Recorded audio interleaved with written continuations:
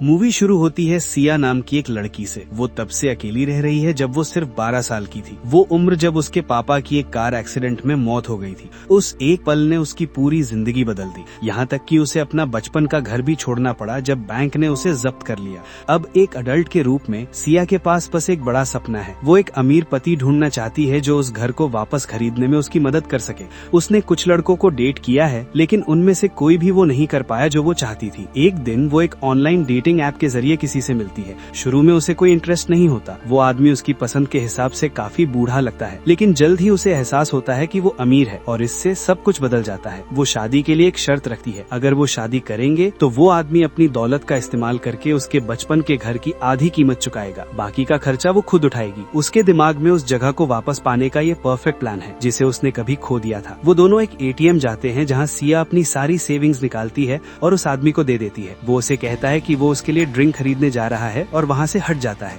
Minutes बीत जाते हैं, फिर और वक्त गुजरता है। वो कभी वापस नहीं आता। वो एक स्कैमर था जो उसका आखिरी पैसा लेकर भाग गया। घबराई हुई सिया बैंक में इस इंसिडेंट की रिपोर्ट करती है और जल्द ही पुलिस वहाँ पहुँचती है ताकि जो हुआ उसे डॉक्यूमेंट कर सके। कहीं और हम लू मिंग से मिलते हैं, एक आर्किटेक्ट जो पूरी तरह से हारा हुआ महसूस कर रहा है। वो अपने प्रोजेक्ट को सपोर्ट करने के लिए एक इन्वेस्टर ढूंढ रहा है, लेकिन उसे कोई सफलता नहीं मिली। रेस्टरूम में एक छोटा ब्रेक लेते हुए वो अपने मैनेजर मिस्टर फैंग को कंपनी के ओनर से डांटते हुए सुनता है। ओनर के जाने के बाद लू मिंग गलती से एक ऐसी बातचीत सुन लेता है जो उसे कभी नहीं सुननी चाहिए थी। मैनेजर कंपनी के फंड्स चुराने की प्लानिंग कर रहा है। मैनेजर को जल्द ही एहसास हो जाता है कि लू मिंग ने सब कुछ सुन लिया है और वो उसे साइड में ले जाता है। उसे धमकाने के बजाय वो उसे एक इन्वेस्टमेंट ऑफर का लालच देने की कोशिश करता है, उम्मीद करते हुए कि वो उसका मुंह बंद रखेगा। लू मिंग हाँ नहीं कहता, वो सोचने के लिए वक्त मांगता है। उस रात बाद में लू मिंग और सिया दोनों अपने अलग अलग घरों में लौट आते हैं। सिया अपने कपड़े वॉशिंग मशीन में डालती है। लू मिंग डिनर के लिए बन स्टीम कर रहा है। जैसे ही वो सिंक पर सब्जियां धोने लगता है, कुछ अजीब होता है। सब्जियां सिया के बाथटब में दिखाई देती हैं। उसका बाथ स्पंज अचानक लू मिंग के सिंक में आ जाता है,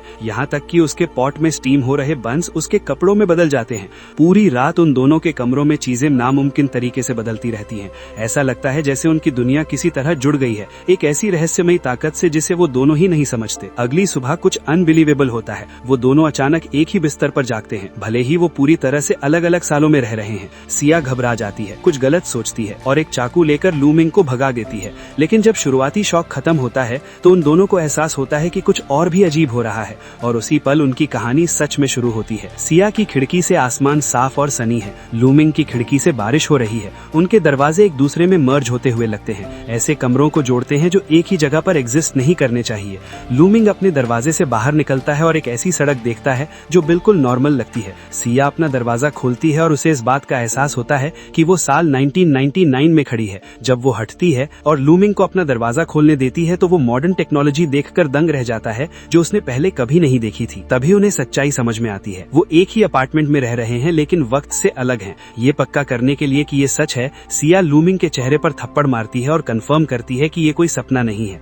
वो दोनों एक ही समय पर अपने दरवाजे खोलने की कोशिश करते हैं, उम्मीद करते हुए कि शायद जो कुछ भी हो रहा है वो रीसेट हो जाए। इसके बजाय अपार्टमेंट और भी ज्यादा जुड़ जाता है, जिससे केओस पैदा होता है। उनका सामान मिक्स हो जाता है और हर जगह फैल जाता है और सिया के पसंदीदा फूल बर्बाद हो जाते हैं। गंदगी में इधर उधर देखते हुए लू मिंग को छोटी सिया की उसके पिता के साथ एक फोटो मिलती है। वो रिप्लेसमेंट के तौर पर नए फूल लाने के लिए उसके पुराने घर जाने का सुझाव देता है। अपने पिता को फिर से देखने का ख्याल सिया को इमोशन से भर देता है। वो जाने का फैसला करती है और लू मिंग उसे गाइड करने के लिए राजी हो जाता है। लेकिन जब लू मिंग दरवाजे से बाहर निकलने की कोशिश करती है तो पूरा घर जोर से हिलने लगता है। ये एक चेतावनी है, वो एक दूसरे के दरवाजे इस्तेमाल नहीं कर सकते। लू मिंग के अपना दरवाजा खोलने के बाद ही हिलना बंद होता है, जिससे वो सुरक्षित रूप से बाहर निकल पाती है।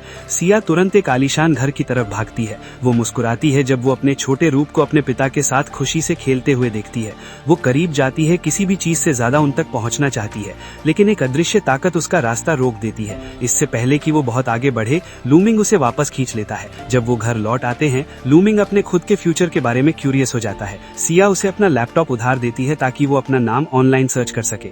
जैसे ही वो टाइप करना शुरू करता है, घर फिर से कांपने लगता है। ये साफ हो जाता है कि उनमें से किसी को भी अपनी टाइमलाइन की इन्फॉर्मेशन के साथ इंटरैक्ट करने की इजाजत नहीं है। उस रात सिया अपने फोन पर म्यूजिक बजाकर रिलैक्स करने की कोशिश करती है। लू मिंग देखता है, उसके हाथ में डिवाइस देखकर पूरी तरह कंफ्यूज्ड। कहीं और एक अमीर बिजनेसमैन टाइम ट्रैवल डिस्कस करने के लिए एक साइंटिस्ट से मिलता है। वो इस कॉन्सेप्ट को अपनी ताकत और दौलत बढ़ाने के तरीके से देखता है और वो किसी भी रिसर्च को फंड करने के लिए तैयार विचार है जो इसे मुमकिन बना सके। वापस अपार्टमेंट में सिया और लूमिंग दोनों सोने में मुश्किल महसूस करते हैं। सिया आखिरकार अपने बचपन के बारे में खुलकर बात करती है, खासकर उस दिन के बारे में जब उसने अपने पिता को खोया था। वो समझाती है कि एकमात्र चीज जो उसने उनसे रखी थी वो एक साधारण की चेन था, जबकि बाकी सब कुछ उनके घर सहित बैंक ने ले लिया था। ये सुनकर लूमिंग उसे दिलासा देने के लिए करीब जाने की कोशिश करता है। वो तुरंत एक क्लीवर उठा लेती है और उसे चुप करा देती है और लूमिंग डर कर पीछे हट जाता है। अगले दिन वो दोनों अपने दरवाजे से बाहर निकलकर अपने यूजुअल रूटीन पर लौट आते हैं। सिया एक छोटी दुकान पर काम करने जाती है जहां वो अनजाने में अपनी बचपन की दोस्त शाओ किंग से मिलती है, जो अब एक अमीर आदमी से शादी कर चुकी है। इस मुलाकात से सिया को अपनी स्थिति के बारे में शर्म आती है। वो बस एक और कस्टमर होने का दिखावा करती है और यहाँ तक कि झूठ बोलती है, ये दावा करते हुए कि उसका भी एक बिलियनर पति है। शाओ किंग इस खबर से खुश हो जाती है और तुरंत सिया और उसके सो कॉल्ड पति को डिनर पर इनवाइट करती है। झूठ से निकलने का कोई रास्ता ना पाकर वो वापस भागती है और लूमिंग से वो रोल निभाने की भीख मांगती है। वो उसके लिए एक सूट रेंट पर लेती है और शाम के लिए तैयारी करती है। शुरू में सब कुछ हैरानीजनक रूप से अच्छा लगता है, लेकिन ये इल्यूजन जल्द ही टूट जाता है। लूमिंग गलती से एक आइस ग्लास से पानी पी लेता है जिसे वो पहचानता नहीं है और उसके सूट पर लगा रेंटल टैग साफ दिखाई देता है। सिया की उंगली पर नकली पत्थर की अंगूठी भी सच्चाई बयां कर देती है। शर्म से परेशान होकर वो रो पड़ती है। बाद में वो दोनों टेलीविजन पर लॉटरी ब्रॉडकास्ट देखते हैं। इससे एक आइडिया आता है। अगली सुबह वो फिर से पास्ट में जाने का फैसला करते हैं, ड्रॉ से पहले विनिंग नंबर्स पता करने की उम्मीद में। वो एक्साइटेड हो जाते हैं, उस जिंदगी की कल्पना करते हुए जो वो आखिरकार अफोर्ड कर पाएंगे। वो खुद को एक फैंसी रेस्टोरेंट में ट्रीट भी करते हैं, इस भरोसे के साथ कि जल्द ही वो अमीर होंगे। लेकिन जब बिल आता है तो रियलिटी हिट करती है। वो अभी भी कंगाल हैं। जब विनिंग नंबर्स अनाउंस किए जाते हैं तो उनका प्लान काम करता हुआ लगता है। वो सेलिब्रेट करते हैं क्योंकि उनका टिकट परफेक्टली मैच करता है, लेकिन उनकी खुशी एक पल में गायब हो जाती है जब नंबर्स टिकट से अचानक गायब हो जाते हैं, जैसे कि वक्त ने खुद उन्हें चीट करने देने से इनकार कर दिया हो। अपनी कंफ्यूजन और फ्रस्ट्रेशन के बीच वो कुछ शॉकिंग देखते हैं। लूमिंग का चेहरा बाहर एक बड़े बिलबोर्ड पर दिखाई देता है। साल 2018 में वो अब वो स्ट्रगलिंग आर्किटेक्ट नहीं है जिसे वो जानते हैं। उसने अपना नाम बदलकर शी कर लिया है और चाइना के टॉप रियल एस्टेट टाइकून्स में से एक बन गया है। सिया, जो कभी उससे कोई मतलब नहीं रखना चाहती थी, अचानक स्वीट और उम्मीद से भर जाती है। उसकी क्यूरियोसिटी बढ़ती है और वो शी की एक प्रेस कॉन्फ्रेंस अटेंड करने का फैसला करती है। लेकिन जैसे ही इवेंट शुरू होता है, एक पावरफुल भूकंप आता है जिससे कैंसिलेशन हो जाता है। ये डिजास्टर शी को सिया के साथ उसके पास्ट के एक विजन में भेजता है। केओस के दौरान लूमिंग अपने हाथ को जख्मी कर लेता है और वही चोट फ्यूचर में शी के हाथ पर तुरंत दिखाई देती है। ये साफ हो जाता है कि लूमिंग के साथ जो कुछ भी होता है उसका सीधा असर उस आदमी पर पड़ता है जो वो बनेगा। उस रात एक छिपी हुई सच्चाई सामने आती है। टाइम ट्रैवल प्रोजेक्ट को फंड करने वाला लालची बिजनेसमैन खुद शी है। एक साइंटिस्ट चेतावनी देता है कि लूमिंग को पास्ट में लौटना होगा क्योंकि उसकी यादें शी की किस्मत को खतरनाक तरीके से बदल सकती हैं। अगली सुबह लूमिंग कंपनी से रिजाइन करने के लिए मिस्टर फेंग से मिलता है, इस भरोसे कि उसकी फ्यूचर सक्सेस पहले से ही सिक्योर है। इस बीच सिया शी को ढूंढती है और उससे पर्सनली मिलने के लिए कहती है। भले ही शी और लूमिंग एक ही आदमी है, एक दूसरे के करीब होना ऑकवर्ड और अजीब लगता है। शी सिया से भीख मांगता है कि वो लूमिंग से दूर रहे, ये मानते हुए कि उसकी प्रेजेंस उस फ्यूचर को बर्बाद कर सकती है जो उसने बनाया है। बदले में वो उसका बचपन का घर वापस खरीदने का वादा करता है, न सिर्फ उस चीज को रिस्टोर करने के लिए जो उसने खो दी थी, बल्कि लूमिंग के लिए एक बेहतर फ्यूचर इंश्योर करने के लिए। ये सुनकर सिया का गुस्सा शांत हो जाता है और वो मान जाती है। जब वो घर लौट आते हैं, सिया लूमिंग को जोर से गले लगाती है और उसे बताती है कि शी जा रहा है। इसका मतलब है कि वो दोनों अब कनेक्टेड नहीं रहेंगे। वो उसे शी का मैसेज भी देती है। लूमिंग को मिस्टर फेंग का ऑफर एक्सेप्ट करने के लिए कहती है। काफी हिचकिचाहट के बाद लूमिंग आखिरकार कॉन्ट्रैक्ट साइन कर लेता है। इस बीच सिया दिल टूटा हुआ महसूस करती है जब वो अपार्टमेंट बिल्डिंग से बाहर निकलने की तैयारी करती है। जब लूमिंग अपने कमरे में वापस आता है तो वो नोटिस करता है कि सिया का दरवाजा थोड़ा खुला है। पहली बार उसे एहसास होता है कि वो उसकी मदद के बिना फ्यूचर में कदम रख सकता है। कहीं और कंपनी का ओनर अपने मैनेजर की गद्दारी का पता लगा लेता है। घबराहट फैलती है, लेकिन इससे पहले कि वो रिएक्ट कर पाए, मिस्टर फेंग उस पर हमला करके उसे बेहोश कर देता है।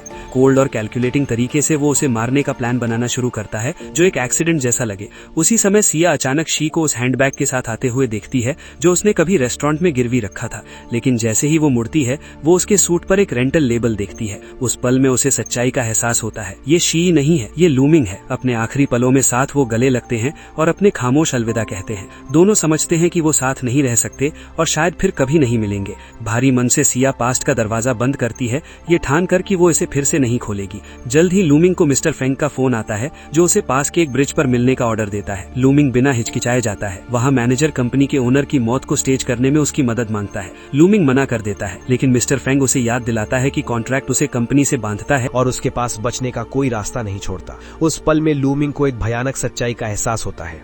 उसकी फ्यूचर सक्सेस ओनर की मौत के बाद कंपनी पर कब्जा करने से आई थी, जिसने उसे अपने आप का एक रूथलेस और लापरवाह वर्जन बना दिया। जैसे ही वो ध्यान से देखता है, लूमिंग ओनर के हाथ में एक जाना पहचाना कीचेन नोटिस करता है। ये वही है जो सिया संभाल कर रखती है।